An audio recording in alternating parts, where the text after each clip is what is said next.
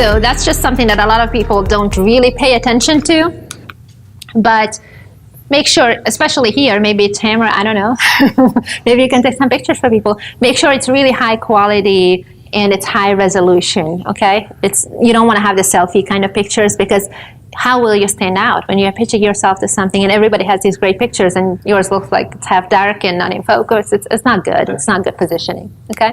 And the third thing that you want to have in place, and this is not right now if you're just getting started with publicity, is to have a media page on your website. So once you have a few interviews, once you have some of those logos where you can put it as seen on, you might even have a whole dedicated page on your website that has your bio, that has high resolution pictures that people can download when they put the social media promo pieces for your interviews, and then also some of the examples of the interviews that you've done. Now, you wouldn't put every 100 million podcast there that you were interviewed on, but just the highlights, something that really positions you well. Okay, so if you haven't done any interviews yet, then don't worry about the media page just yet. If you've done it, then you would build all the other pieces into it.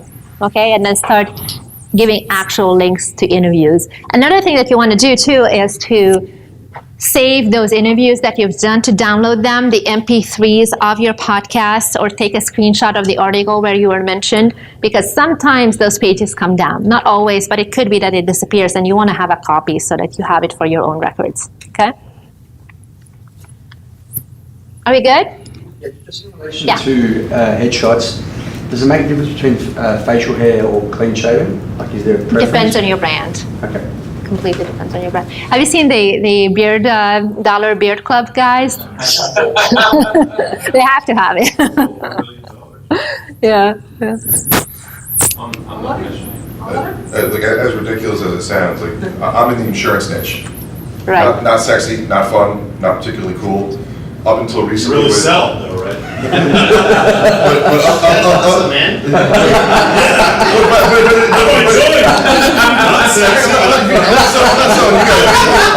not selling you guys anything to the people in my industry.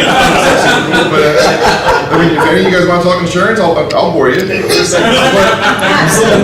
But up until like 2 weeks ago, I had a beard that came down to here.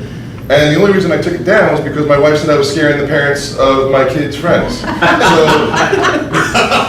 feel like that's exactly what I wanted to do.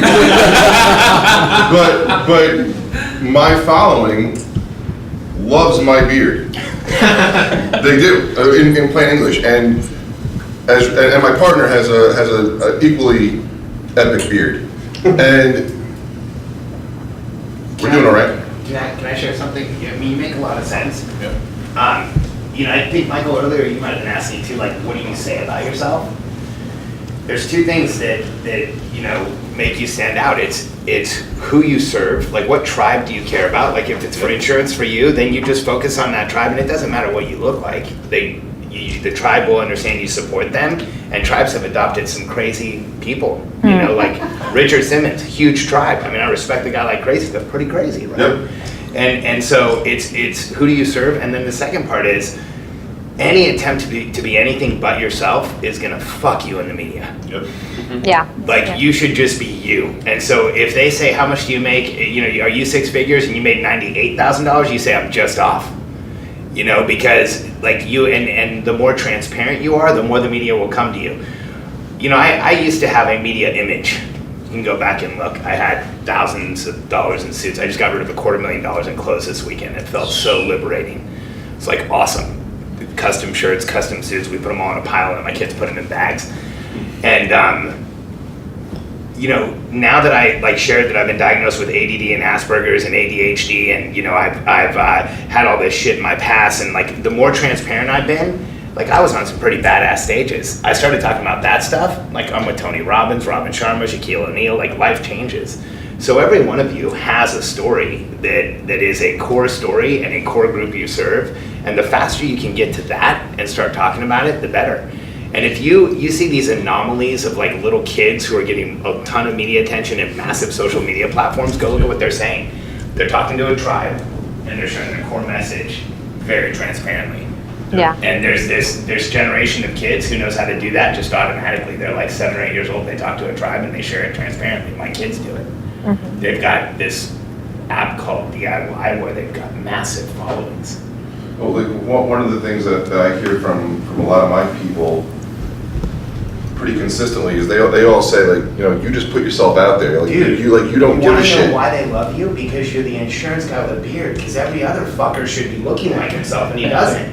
Well, that's wow, a an big insurance thing. guy that looks like a human being, not the guy I'm running from at the party. And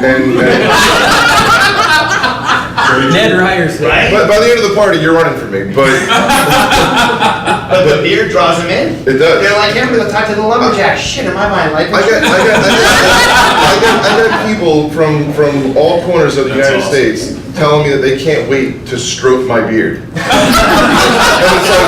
like, I can't even get my wife to stroke my beard. And like, you know, like someone from Kalamazoo wants to touch my face. Like, I mean, God bless. But The more you are yourself, the more, you know what's magnetic is people who are transparent and are themselves.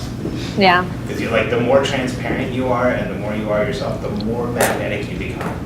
If I walk into a room of 1,000 people, by the end of the hour, 2 hours, 3 hours I'm in there, I'll be talking to the wealthiest person in the room every time. Every time, never fails.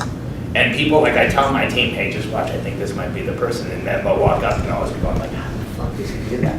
Carissa, you had a question? Yeah, just off you mentioning about the ADHD and stuff, like I share in my story that at a point of my life I was really depressed and I was diagnosed with depression and then I was diagnosed with bipolar disorder. Congratulations. Yeah, I know, but I now talk every that, great I'm like, person I in didn't, history. I don't label myself that, I've called it business bipolar and it's like the highs and lows of entrepreneurialism and I'm totally open with that like sometimes I still have those days where I like crash out and I don't want to talk to anybody and then other days I'm like work for 3 hours straight and I'm like, woo, life rocks. And every time I share that story, people are like, oh my God, yes, that's me too, like I get that. So my last launch that I did in January with the $570,000 Yeah. amazing success, I shared that story in my pitch and people joined just because of that. Right. So yeah. it's really The other It's thing, awesome, if 'cause you the difference between everybody in this room and you is that you have the diagnosis and everybody else just hasn't seen the right person yet.